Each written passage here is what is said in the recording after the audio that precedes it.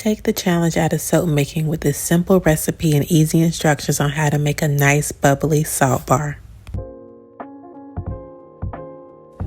The first step in making soap is preparing your workspace and gathering all your necessary materials. So here I have my gloves, I have my strainer, my spatula, my thermometer, I have a little silicone placemat that I use to store all of my items, and then of course I have a stick blender. Next, let's prepare the Lye solution. So I'm using Bella Chemical sodium hydroxide, which I got from Walmart. You can order it if they don't have it in the store. And then I also used distilled water, which is best for soap because it provides a consistent starting point. When you use tap water or other type of waters, you run into the risk of having minerals or calcium or other things in the water that could react with your soap.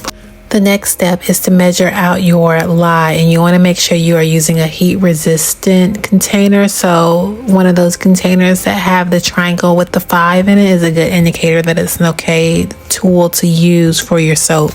It's also important to make sure you use a scale to measure out all of your ingredients, but definitely your lye and your distilled water, because too much lye can give you a crumbly texture and can make the soap very unsafe for your skin, and too little lye can make it very soft or sticky with an oily residue, and the soap will definitely go rancid. So it's important to make sure that you have adequately measured out your ingredients. It's also important to add your lye to your water and not the other way around. If water is added to the lye, the concentrated lye at the bottom can quickly generate an intense heat, causing the mixture to bubble, splash, and even erupt. So if you want to be safe and keep your skin intact, then definitely always add the lye to the water. And make sure you mix it in a well-ventilated area. I prefer to do this outside or in the garage with the garage door open, because I want an easy breeze going through there to keep those fumes from going into my lungs and causing me to cough and choke. Next, let's measure out our oil. So we're using olive oil, coconut oil, and castor oil. So we're going to measure this out on a scale to make sure it is adequately measured out. Making sure that you measured everything out is very important for two main reasons. One, for saponification. Saponification is the chemical reaction that occurs when fats or oils come into contact with a strong alkali, which in this case would be sodium hydroxide, and it makes a bar of soap. Measuring out your oils in your Lye solution correctly will ensure proper saponification and also give you whatever your achieved desired soap qualities were. Now here's the somewhat fun part. We are going to make our own soap mold out of Tupperware that I got from Walmart. This was under $4. It comes with 10 Tupperware containers for food, but we are going to use them for soap. They also have lids, so it worked out perfectly. So you can use parchment paper to pretty much make anything into a soap mold if you don't have, silicone. So here I am just going to use the parchment paper to measure out over the container so I can get the correct size, or as close to the correct size as possible. And then I'm going to fold the parchment paper over the container so I can get rid of any excess parchment paper. And then I'm going to cut the insides of it in an effort to sort of visually estimate where the inside of the parchment paper would be. And so I cut towards the middle of the container, and then I'm just going to fold all those things over.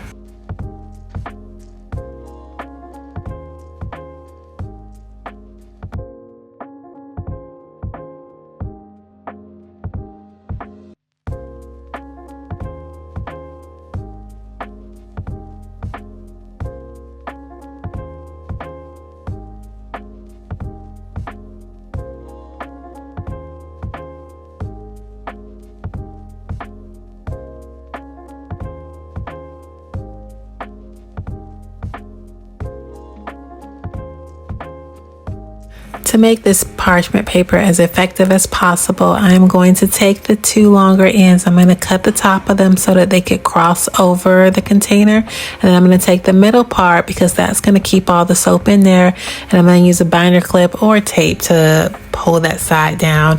For the longer sides, I just use tape. And now you have your own handmade soap mold. And now we are ready to make soap. So we are going to start with our protective gear. So we're going to put on our gloves. We're going to put on a mask. We're going to make sure we have on our long sleeves as well as our long pants because we don't want any lye getting on our skin and burning us. Let's make a salt bar, which is also sometimes referred to as a spa bar. So a salt spa bar is a type of handcrafted soap that incorporates sea salt or other mineral-rich salts, such as table salt, into the soap formulation.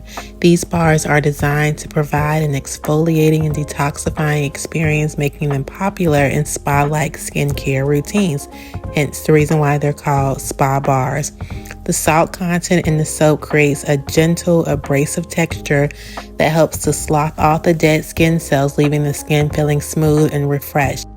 This bar will also have a high content of coconut oil, and that's because salt impedes the soap lather, meaning that salt is going to decrease the lather, decrease the bubbles, and sometimes get rid of the lather altogether.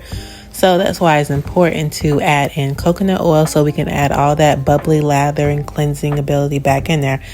However, coconut oil is a very cleansing soap bar, and if when used in high contents, it can leave the skin kind of dry. So that's why I added a 20% super fat in this bar. Super fatting is a soap making technique that involves adding extra oils or fats to a batch beyond what's needed to completely saponify with lye. With the super fat, there are free-flowing oils that have not been saponified, and those oils add in the extra moisture to your skin to combat any dryness that the coconut oil could give you. The amount of salt that you choose to use in the recipe is your preference, but I have found that 70% overall is a good amount to use. And what that means is that I'm going to put in 70% of what the oil weight is. I'll add that as salt. So in this case, I'm making a 16-ounce batch, and 70% of 16 ounces is 11.2 ounces. So I'm going to add in 11.2 ounces of salt into this soap batter.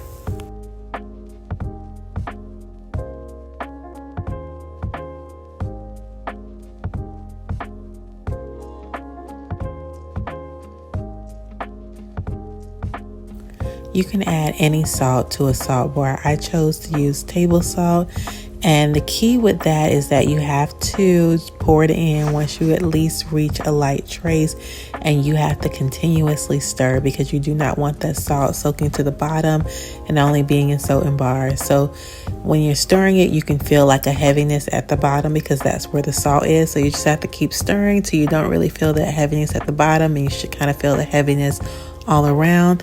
That's when you know that the salt has evenly distributed throughout the entire soap batter, and then you're ready to pour.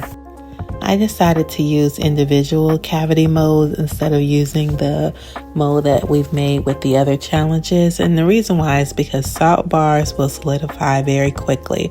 Where regular soap bars, you can wait 24 or 48 hours and sometimes it's still soft. That is not the case with salt bars. Usually with salt bars, you have to get them out of the mold within 6 to 8 hours after the fact, as long as you have them in like room temperature. So like I said in my last video, knowing me, sometimes I don't come to cut soaps for a while. So I put them in individual cavity molds just to make sure I don't miss the mark of when to take it out. Because if you take it out, or if you try to cut it after it's been sitting in the mold for, let's say, 48 hours, you are going to either have a hard time cutting it with your knife, or you're going to break your multi-cutter if you have one. So using the individual cavity molds is really the best for the salt bars. And it's just such a really good, easy, affordable mold that you can use it for all of your soap bars. I just wanted to show you guys how to make your own soap mold with parchment paper and the other challenges, just in case you were looking for a loaf mold, but you didn't want to spend the money on the mold. Thanks for tuning in to day 4 of this challenge. We have one more day, and I'm so excited for you guys to see the beautiful embeds. Make sure you post a photo of your soap using hashtag #StartSoapStartChallenge. And for now, black hands are out. Bye bye, guys.